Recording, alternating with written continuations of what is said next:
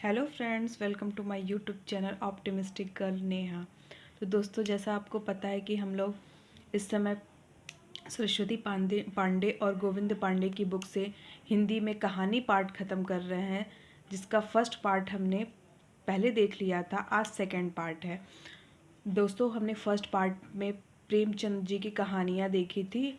अब हम उसके आगे पढ़ना शुरू करेंगे। तो दोस्तों है, चंद्रधर शर्मा गुलेरी ने 3 कहानियाँ लिखी। चंद्रधर शर्मा गुलेरी ने अपने 3 कहानियाँ लिखी हैं। डॉक्टर गोपाल राय ने उनका कालक्रम इस तरह से बताया है। तो दोस्तों, चंद्रधर शर्मा गुलेरी ने जो 3 कहानियाँ लिखी हैं उनके नाम है सुखमय जीवन, बुद्धू का कांटा, उसने कहा था। सुखमय जीवन 1911 भारत मित्र पत्रिका में प्रकाशित हुई थी। बुद्धू का कांटा 1914 में और उसने कहा था 1915 में सरस्वती पत्रिका में प्रकाशित हुई थी। दोस्तों, उसने कहा था मोस्ट इम्पॉर्टेंट कहानी है चंद्रधर शर्मा गुलेरी की, जो हमेशा एग्जाम में देखने को मिलती है। उसने कहा था प्रथम विश्व युद्ध की पृष्ठभूमि पर लिखी गई प्रेम संवेदना की कहानी है। तो चंद्रधर शर्मा गुलेरी की जो उसने कहा था कहानी है वो प्रथम विश्व युद्ध जब हुआ था तो उसकी पृष्ठभूमि पर लिखी गई प्रेम संवेदना की कहानी है। नेक्स्ट पॉइंट है, आचार्य रामचंद्र शुक्ल ने उसने कहा था कहानी की प्रशंसा करते हुए लिखा है, घटना उसकी ऐसी है जैसा बराबर हुआ करती है, पर उसमें से भीतर से प्रेम का एक स्वर्गीय स्वरूप झांक रहा है।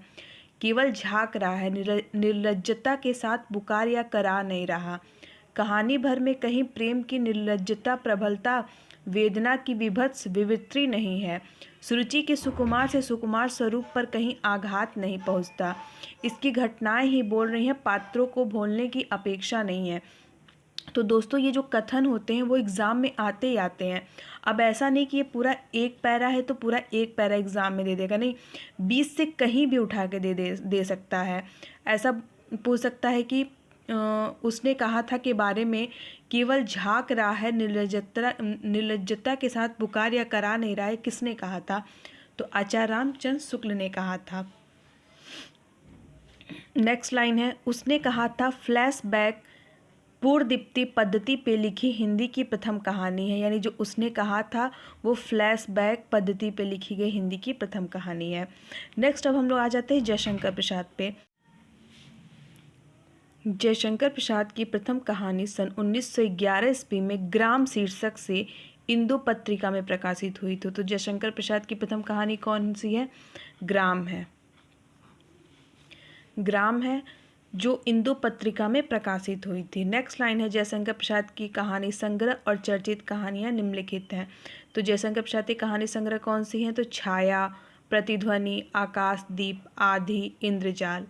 उनकी कहानियाँ कौन सी हैं? पत्थर की पुकार, उस पार का योगी, चंदा, देवदासी, ममता, खंडहर की लिपि, घीसू, चूड़ी वाली, विषाती, शालवती, मधुआ, नूरी, पुरस्कार गुंडा और छोटा जादूगर।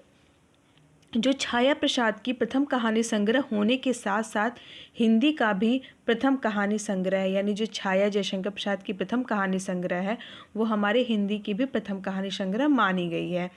नेक्स्ट लाइन है, जयशंकर प्रसाद की अंतिम कहानी कौन सी है? शालवती। तो प्रथम कहानी संग्रह छाया और उनकी अंतिम कहानी कौन सी है? शालवती है। अब देखिए दोस्तों, वृंदावन लाल वर्मा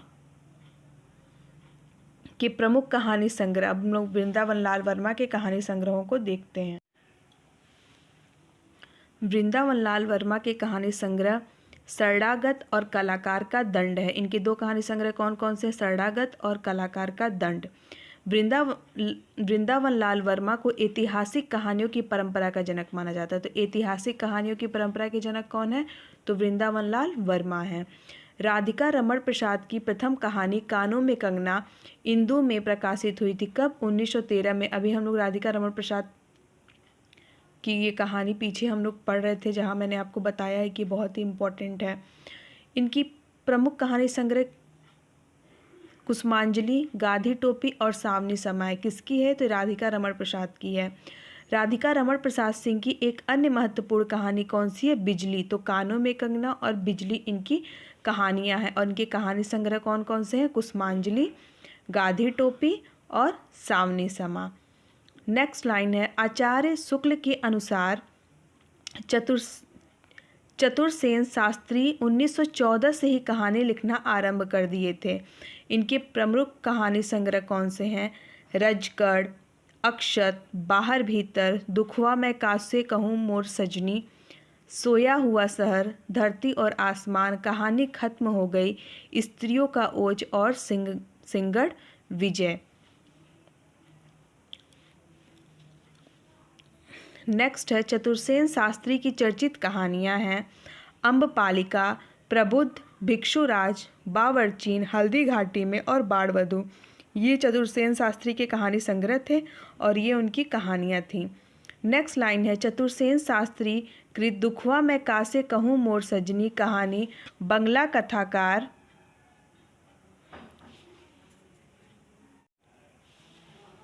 हरिसाधन मुखोपाध्याय की बांग्ला कहानी सेली समा बेगम का रूपांतरण माना जाता है। अब हम दोस्तों पढ़ेंगे कि प्रेमचंद युग की कुछ अन्य महत्वपूर्ण कहानियाँ और कहानी संग्रह।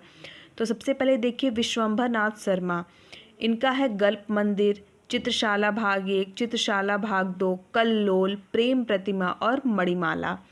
राय कृष्णदास का है अनाख्या, सुधांशु, आँखों की था तथा अन्य कहानियाँ। राहुल सांकृत्यायन जो कि मोस्ट इम्पॉर्टेंट है, इनके 2 हैं कहानी संग्रह, सतमी के बच्चे, वोल्गो से गंगा। नेक्स्ट है शिव पूजन सहाय, इनके कहानी संग्रह है महिला महत्व और कहानी का प्लाट।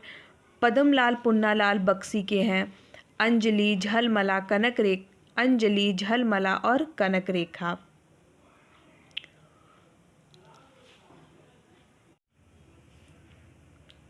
बद्रीनाथ भट्ट सुदर्शन का है सुप्रभात, परिवर्तन, सुदर्शन सुधा, तीर्थ यात्रा, सुदर्शन सुमन, पनघट, नगीने और झरोखे।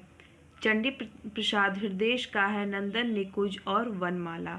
भगवती प्रसाद वाजपेयी ने मधुपर्क, दीप मालिका, पुष्करणी, हिलोर, खाली बोतल, मेरे सपने, ज्वार भाटा, कला की दृष्टि, उपहार, अंगारे और उतार चढ़ाव। विनोद शंकर व्यास के हैं 9 पल्लव, तुलिका, भूली बात, मणिदीप, नक्षत्र लोक, 80 कहानियाँ। दोस्तों हमको सारे याद करने की जरूरत नहीं है, इसमें जो इम्पोर्टेंट है हम वही याद करेंगे।